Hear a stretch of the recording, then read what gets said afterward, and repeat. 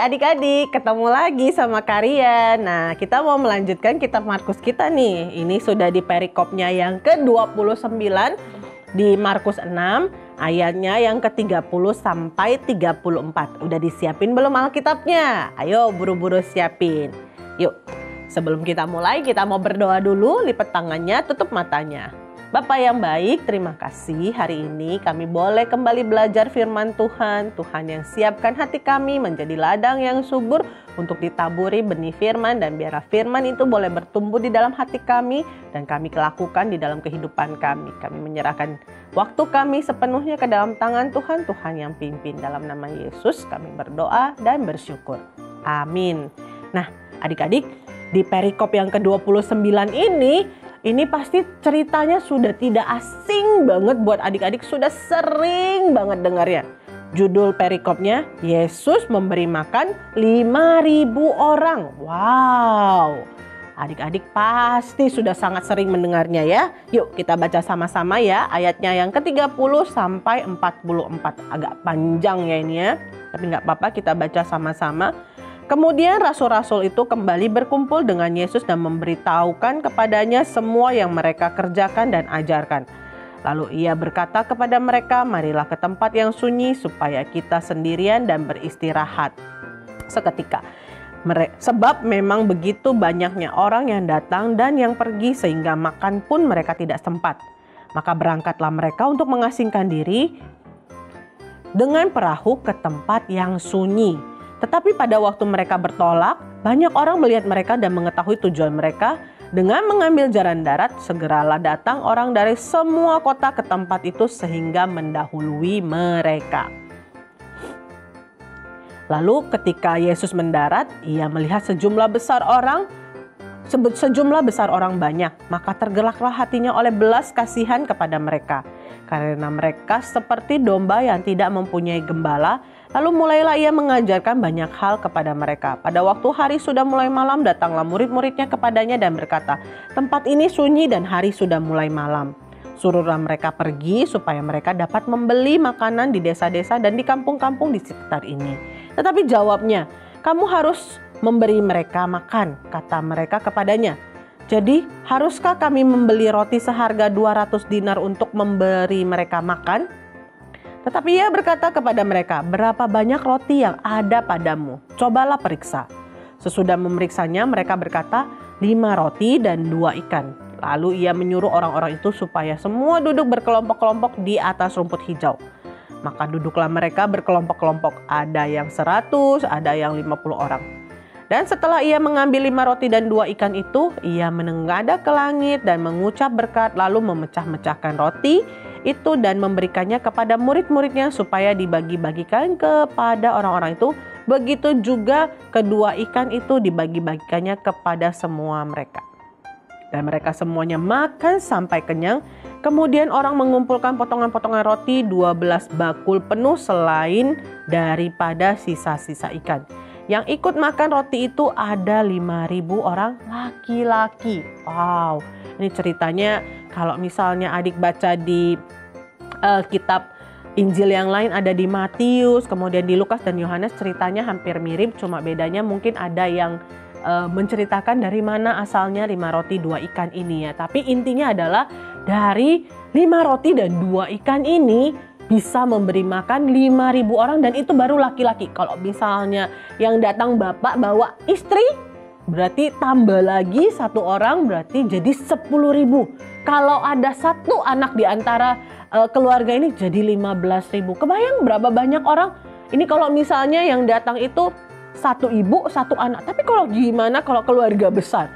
Yang datang mungkin bapak, kakaknya, adiknya, mbaknya mungkin rame gitu ya. Jadi bisa banyak banget. Ya kita anggap saja ini 5.000 orang saja gitu ya.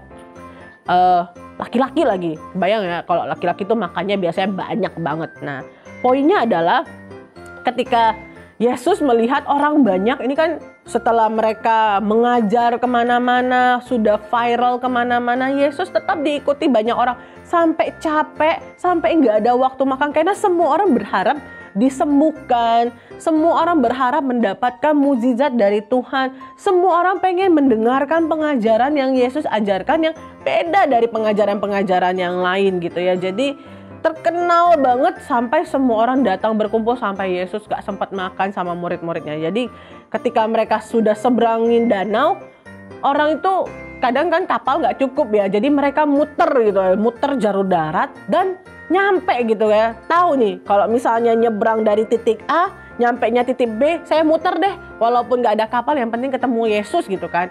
Nah ketika Yesus sampai, semua orang sudah ngumpul gitu ya.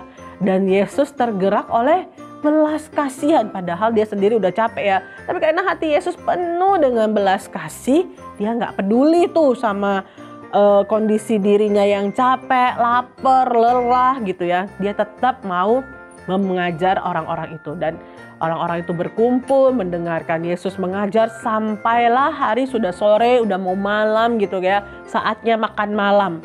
Terus murid-muridnya udah panik nih. Aduh, ini kan jauh dari mana-mana, ini gimana ini kasih makan. Bilanglah Tuhan Yesus, udah deh suruh mereka bubar cari makan dulu gitu ya. Tapi apa yang Yesus katakan? Dia bilang kasih mereka makan. Wah, ini kalau yang jadi panitia acara biasanya pasti stres. Ini kan ceritanya nggak ada dadakan nih, nggak ada persiapan nih. Mau kasih makan apa nih? Tapi Tuhan Yesus bilang, coba cek dulu apa yang ada di kamu. Nah, di situ itu kalau di kitab yang lain itu diceritakan ada seorang anak kecil, dia dari rumah dibekelin tuh sama mamahnya nih. 5 roti, 2 ikan. Anak kecil gitu ya, kebayang dong makanannya sebanyak apa? Ya segitu aja, 5 roti, 2 ikan. Ikannya juga bukan ikan yang gede-gede gitu ya. Ikan yang ya buat anak kecil lah ya, secukupnya gitu. 5 roti, 2 ikan untuk 1 harian dia makan. Nah, jadi muridnya Tuhan Yesus bilang, nih cuma ada 5 roti 2 ikan. Gimana caranya cukup? Tapi Tuhan Yesus bilang, enggak apa-apa. Kumpulin aja mereka, duduk aja. Nanti akan dibagikan makanannya. Jadi mereka duduk berkumpul, ada yang 50 orang satu kelompok. Gede ya kelompoknya ya. Berapa kelompok itu ya? Kalau 5.000 orang ya, ada yang 50, ada yang 100 ya. Sekitar mungkin 100 sampai 200 kelompok gitu ya mereka dikumpulkan. Lalu setelah mereka kumpul, Tuhan Yesus mendoakan makanannya. Nah, ketika makanan 5 roti dan 2 ikan ini didoakan oleh Tuhan Yesus, apa yang terjadi?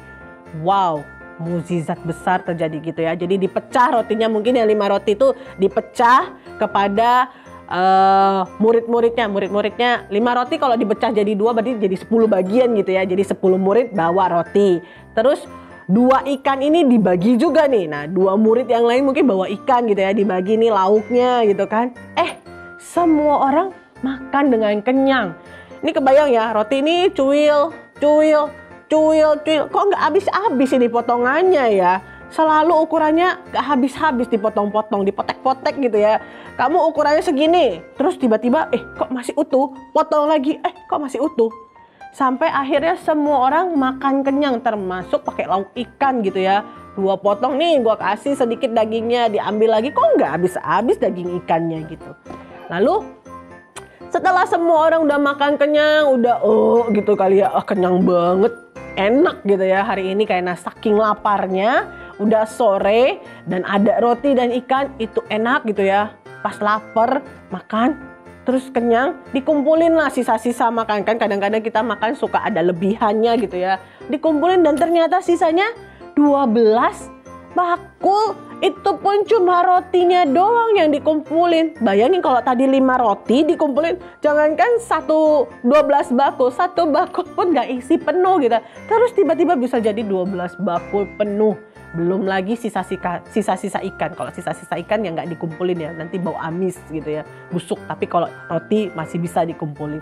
Nah, kebayang ya luar biasanya ketika kita mengucap syukur atas apa yang Tuhan berikan di dalam hidup kita, itu bisa penuh dengan kelimpahan, penuh dengan kecukupan di dalam hidup kita. Nggak perlu cari-cari di mana-mana, cukup yang ada pada kita saja. Nah, dari sini kita belajar. Kak Ria sih tidak mengambil banyak poin, Kak Ria cuma mau mengambil 2 poin. Yang pertama adalah ketika melihat banyak orang walaupun kita capek gitu ya, Tuhan Yesus itu selalu penuh dengan belas kasihan dan dia mau memberikan yang terbaik. Bisakah kita seperti itu adik-adik ketika kita sudah capek, kita sudah lelah, kita sudah bosen gitu ya. Udah nggak sanggup, udah kayaknya aduh ini me time, saya butuh time break gitu ya untuk diri saya sendiri. Tapi ketika melihat orang butuh, kita masih tetap mau memberikan. Misalnya kita sedang belajar ujian gitu ya, udah capek banget belajar, tiba-tiba ada yang teman kita, ajarin saya dong, masih maukah kita mengajari dia? Walaupun mungkin otak udah capek, penas gitu ya, udah pusing-pusing kayaknya belajar terlalu banyak, tapi karena teman kita belum ngerti, ya kita jelasin lagi. Nah, mari kita belajar untuk punya belas kasih seperti Tuhan Yesus yang gak lelah, gak jemu-jemu untuk memberikan yang terbaik buat orang lain. Lalu yang kedua, segala sesuatu yang kita terima dengan ucapan syukur dari Tuhan, apa yang ada pada kita terima dengan ucapan syukur, itu pasti cukup buat kita. Bahkan berlebih kadang-kadang di dalam hidup kita. Kadang-kadang misalnya contoh adik-adik dikasih jajan gitu ya, 10.000 sehari. Kalau misalnya kita bilang thank you mama, thank you Jesus untuk uang jajan saya, gak perlu lihat kanan kiri, dia jajan 20.000, dia jajan 100.000, kayak Rafathar jajannya 1 juta kali ya. Nah, jangan iri, yang ada pada kita 10.000 cukup. Itu akan membuat kita bahagia, berkecukupan, gak perlu mencari-cari di luar. Jangan lihat kanan kiri, terima saja yang kita punya. Ucapkan thank you sama Tuhan Yesus, ucapkan thank you sama-sama orang yang sudah memberikan kita berkat itu, lalu kita gunakan untuk kebutuhan kita, pasti cukup. Sama seperti Tuhan Yesus. Dengan yang ada pada diri murid-murid yang bawa 5 roti 2 ikan, cukup tuh, bahkan berlimpah-limpah. Mari belajar mengucap syukur untuk apa yang ada pada kita. Jadi cukup 2 poin ini saja adik-adik terapkan dalam hidup adik-adik. Karya percaya setiap kita pasti akan hidup dengan damai sejahtera, membawa berkat, menjadi kesaksian bagi orang-orang bahwa Tuhan kita itu Tuhan yang luar biasa, mengubahkan hidup kita. Yuk kita akhiri sharing kita hari ini. Kita mau berdoa, lipat tangannya, tutup matanya. Bapa yang baik, terima kasih, kami mengucap syukur kalau Tuhan boleh ingatkan bahwa hidup kami harus menjadi hidup yang penuh dengan kasih. Meskipun kami lelah, meskipun kami capek, tapi kami mau tetap menceritakan kebaikan Tuhan di dalam hidup kami dengan memberikan yang terbaik bagi orang lain. Terima kasih Tuhan Yesus, kami juga boleh diingatkan untuk selalu mengucap syukur atas apa yang ada pada kami, sehingga kami boleh hidup dalam kecukupan. Terima kasih Tuhan, kami menyerahkan hidup kami, bukan cuma kami dengar saja firman ini, tapi kami lakukan dalam hidup kami. Dalam nama Yesus Kristus, kami bersyukur. Amin. Sampai ketemu lagi, Tuhan Yesus memberkati. Dah.